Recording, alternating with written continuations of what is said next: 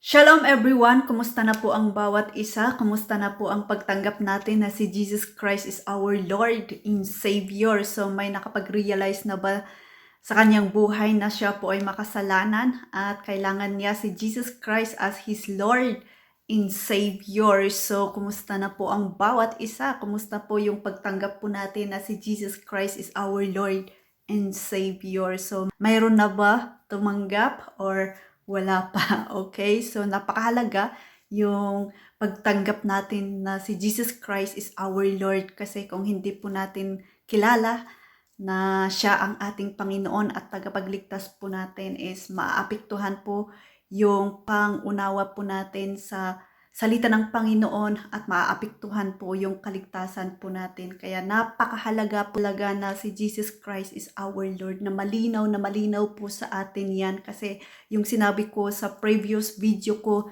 na lahat po tayo ay naniniwala sa Diyos, pero pagdating sa buhay ni Jesus Christ, dito na po tayo hindi nagkakaintindihan, kasi ang alam ng iba ay siya lamang ay prophet, ang alam ng iba ay siya lamang ay nakakapaggawa ng miracles, siya ay tao lamang.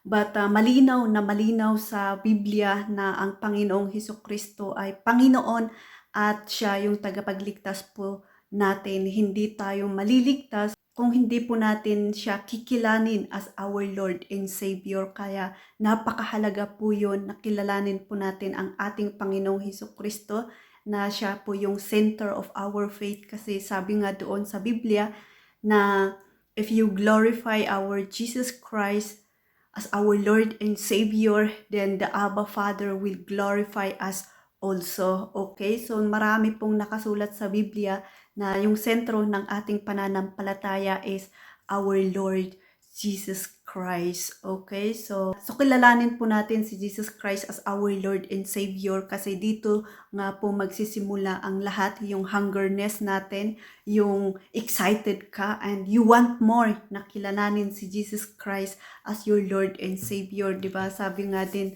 doon sa Biblia na si Jesus Christ is our Lord, at pinapatunayan po yan ng Biblia. Kung makikita po natin sa Book of John, kasi yung Book of John, ipinapahiwatig dito yung kung sino si Jesus Christ, yung identity ni Jesus Christ. At sa Book of John, chapter 1, verse 1, sinabi pa lang doon na in the beginning, the Word already existed. The Word was with God, and the Word was God. So sinabi doon na in the beginning, nag-i-exist pa si Jesus Christ. So malinaw na malinaw po dito na una pa lang, kahit yung Genesis 1:1, in the beginning God created heaven and earth, is andoon na si Jesus Christ. Pero kung makikita po natin sa John chapter 1 verse 14, sinabi din doon na ang salita ay naging tao at nanirahan sa piling namin. Nakita namin ang kaluwalhati, ang tunay na kanya bilang kaisa-isang anak ng Ama. So malinaw na po sa Book of John chapter 1 verse 1, sinabi doon na Jesus Christ was existed already. At kung pupunta po tayo sa verse 14, ang salita ay nagkatawang tao. So alam po natin na si Jesus Christ ay nagkatawang tao, at huwag lang po tayo doon mag-focus, kundi mag-focus po tayo kung saan ang nauna. Diba nauna ang chapter 1 verse 1 bago ang chapter 1 verse 14. So huwag po tayong lumagpas at panghawakan yun na si Jesus Christ ay tao lamang.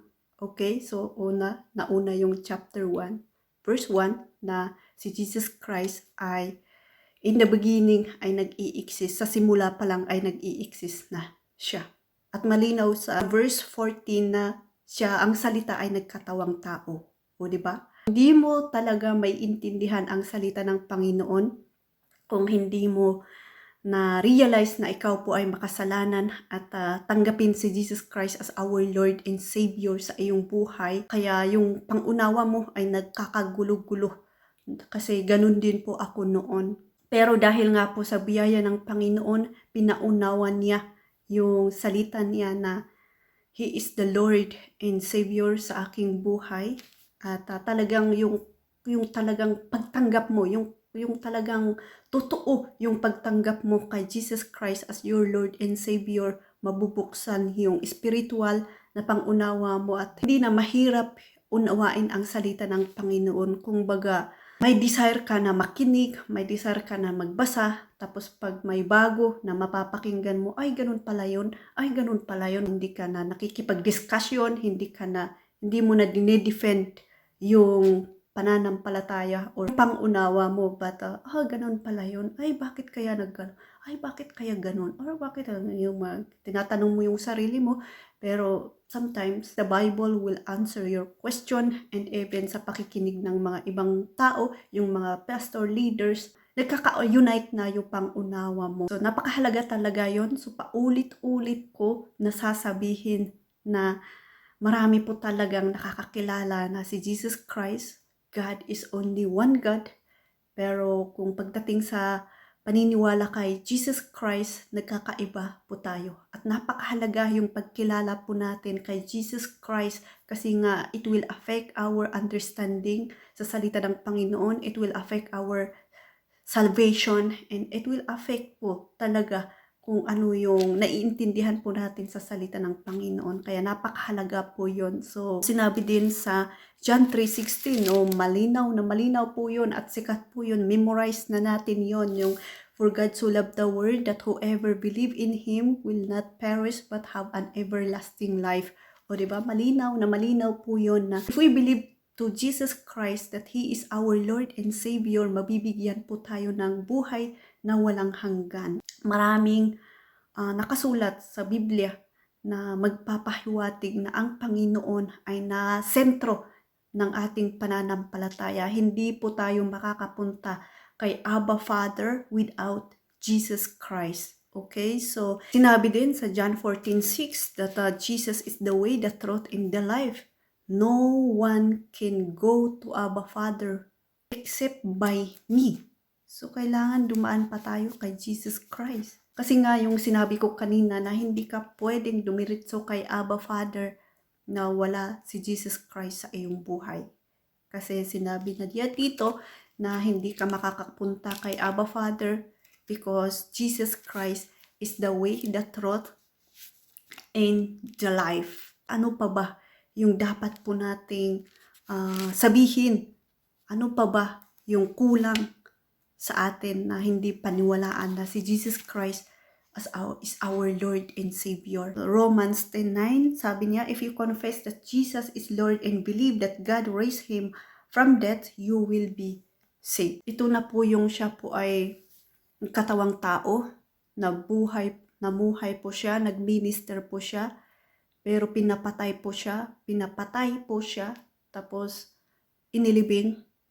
After 3 days, nabuhay po siya. So, whoever believe in Him will be saved. Okay, so kung naniniwala po tayo na si Jesus Christ ay ipinanganak, namuhay po siya, nagministry po siya, pinatay, inilibing, at nabuhay muli, ay ikaw po ay maliligtas. Alright, so napakahalaga po yon sa ating buhay. Kaya huwag po nating kalimutan na ang faith po natin at pagtitiwala po natin sa Panginoon ay dadaan sa Panginoong Hesukristo. Alright, our Lord Jesus Christ is our Savior. He is not only a prophet, He is not doing a miracle, He is not a man, but He is our Lord and Savior. Amen. So, yun lamang po. Glory to God. At I hope that may natutunan po tayo sa ating mga video. All right. So, God bless.